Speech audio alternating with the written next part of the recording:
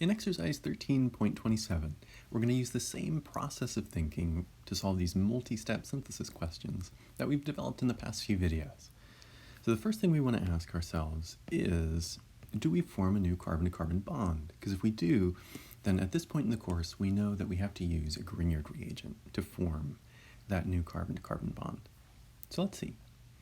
When you look at your reagents, you've got this 6-membered ring and 2 carbons bonded to it. When you look at the products, you have the same 6-membered ring, the same 2 carbons, but then notice you have 2 new carbons added. This bond is a new carbon-to-carbon bond. And so here we do need to form a new carbon-to-carbon bond. That means we do need to form a Grignard, need to use a Grignard reagent. And we've had, there was a previous exercise in this homework packet in a previous video that walked through how to do that type of a problem, forming a new carbon-to-carbon bond with a Grignard reagent. Now what you would have seen, what you would remember from that exercise is that to use a Grignard reagent, you have to have an aldehyde or a ketone. So what we're going to do is we're going to take the same molecule. The part in purple that we want to add, we will copy that, so those 2 carbons, and where they were bonded to the other carbon chain, this light blue carbon chain, where they're bonded to that, we're going to put the magnesium bromide. That's what makes it the Grignard. So now, this carbon here is really a carbon nucleophile, has a negative charge. Okay, so that's our Grignard reagent. The rest of the molecule is what we want to have as our aldehyde or ketone that will react with that Grignard reagent.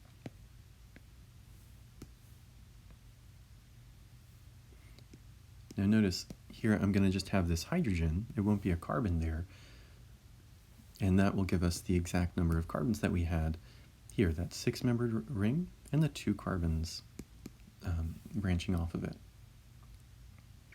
Okay, now when you do this, when you react these with each other, let's just walk through the mechanism to review how this works. First, the Grignard reagent, the metal, the magnesium, has really low electronegativity. So you can almost think of this bond as an ionic bond, where the magnesium has a full positive charge, and the carbon has both of the electrons in the bond and a full negative charge. And that's going to react with this aldehyde because the carbonyl carbon, the carbon with a double bond to the oxygen, that's slightly positive because it's losing its electron density to the oxygen, which is slightly negative. So when you mix these together, this Grignard reagent, the carbon nucleophile, can swoop in, attack the carbonyl carbon. The weakest bond, the pi bond, breaks, and the electrons in that will go onto the oxygen nearby. And so, what you would end up with after that step, now here I'm drawing the mechanism just so you sort of understand what we're going to do here. In this exercise on the test, you don't have to draw these mechanisms for the synthesis questions. You'll have to draw the mechanism if and only if the question asks you for the mechanism, uses the word specifically, mechanism, in the question. And here it's not doing that. It says, identify the reagents you would need to accomplish each of the following transformations. Okay, so notice after you mix these, you have this negative oxygen, which is really unstable. And if you remember from that previous exercise we did, we always stabilized that by adding water. We do a proton transfer from water. Right? The oxygen in water is electronegative, so it pulls electron density to itself. The hydrogens lose that. They become slightly positive, and this oxygen swoops in, rips that hydrogen off. The electrons snap back onto the oxygen there, and what you get after that step is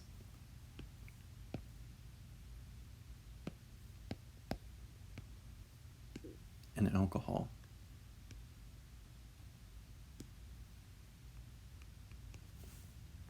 So notice, when you use a Grignard reagent, you really have to add 2 things in 2 steps. The first step is the Grignard reagent itself. That will give you this alkoxide. That's like an alcohol but where the oxygen has a negative charge instead of a hydrogen, an alkoxide. And then you add water in a second separate step, and that gives you an alcohol. Okay, so notice then, so I'm going to clear this out. Notice then, if what we'll want to do is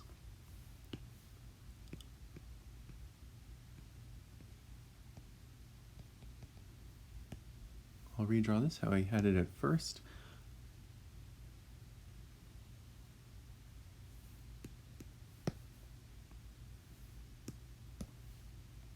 So what we'll want to do is in the first step here, we'll take this aldehyde, we'll add the Grignard reagent and follow it up with water. And that will give us the alcohol like we just drew in that mechanism. So we'll break that bond, we'll have the hydrogen there.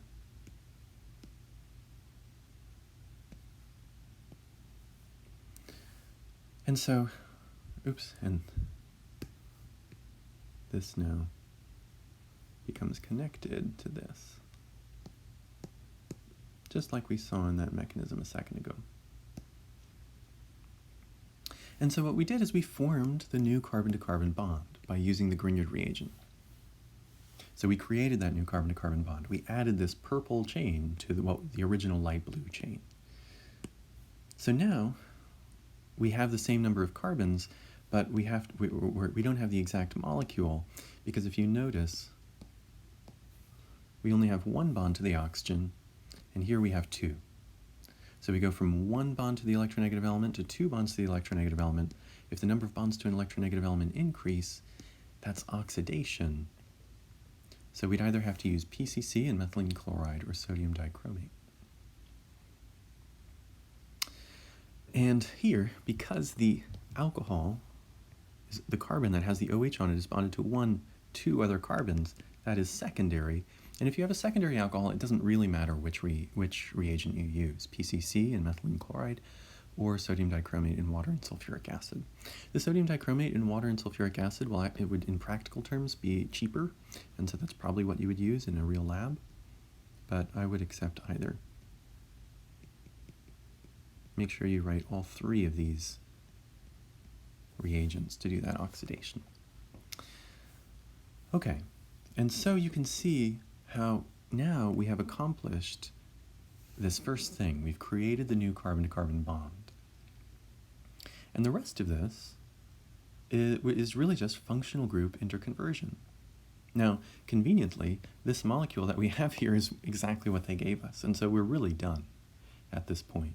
We're done with the synthesis. If you wanted to connect it, you could just draw it this way instead.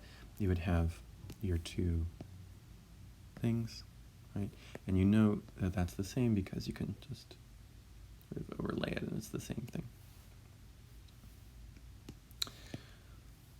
Okay, so one thing to note, another thing to notice about the way we solved this one is that we did what's called retrosynthesis. So again, these synthesis problems are very non-linear problems. They're not just start at point A, goes through steps 1, 2, and 3, and end up at point B. They're sort of like different puzzle pieces, and you can put them together in many different orders. Sometimes you can start at the reactants and work your way slowly to the products. Sometimes that's the easiest way to do things. But other times, and this is what we saw here, you can start with the products and work backwards. And that's what we did. We started with the products, we saw that there were more carbons there, so we thought about how we can add those carbons. We knew we had to use a Grignard reagent. So we ended up with this reagent. That's what we would get after the Grignard, and so we sort of worked backwards here. Okay, let's try another one of these where you need to use a Grignard reagent. B. So when you first see a synthesis question, the first thing you want to ask yourself is, do I need to form a new carbon-to-carbon bond? Because if I do, I need to use a very special type of reaction, and so far this semester, the only type of reaction we've seen that does that is a Grignard reagent. So on the left here, we have 1, 2, 3, 4 carbons with a sort of methyl group coming off. On the right, we have 1, 2, 3, 4, 5 carbons with a methyl group coming off. So you'd have those same 4 with the methyl group, but you'd notice that this last carbon on the end, that 5th carbon, that's a new carbon. And the bond between that purple carbon and the blue carbon, that's a new carbon-to-carbon bond. And so that's a sign that we're going to need to use a Grignard reagent. So let's work backwards. Let's do a retrosynthesis and think about how we can make this molecule using a Grignard reagent. So we'll ignore this for now. We just want to think about how we can make this using a Grignard reagent. So to do that, we're going to take the carbon that's added and we're going to use that as our Grignard. So where it connected, we will add a magnesium bromide, so Mg and Br.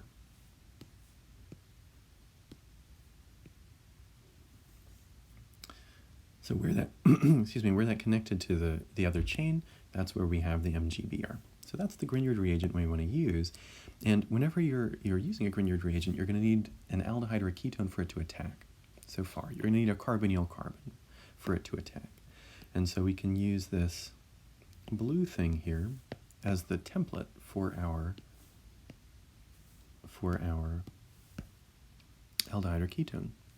So notice, I'm not including this purple thing, that's coming from the Grignard. I'm only including the carbons in the blue part. And notice this other bond becomes a bond to a hydrogen in that case. Now, notice that this molecule is the same as the one we start with. So really, we can just start there, right? We can take this, we'll treat it with our Grignard reagent. Remember, Grignards are always two-step processes. The first step is to treat the molecule with the magnesium bromide, the Grignard reagent, and the second step is to do a water wash, shake it up with some water, just to do a proton transfer to stabilize the negative charge that you'll get on that oxygen. Okay. Now when you have that, what you'll end up with is an alcohol, right? This carbon will swoop in, attack this here, the pi bond breaks, goes up, you do a proton transfer onto that, and what you end up with is the same thing, except you don't have the pi bond, oops, and you have a hydrogen there.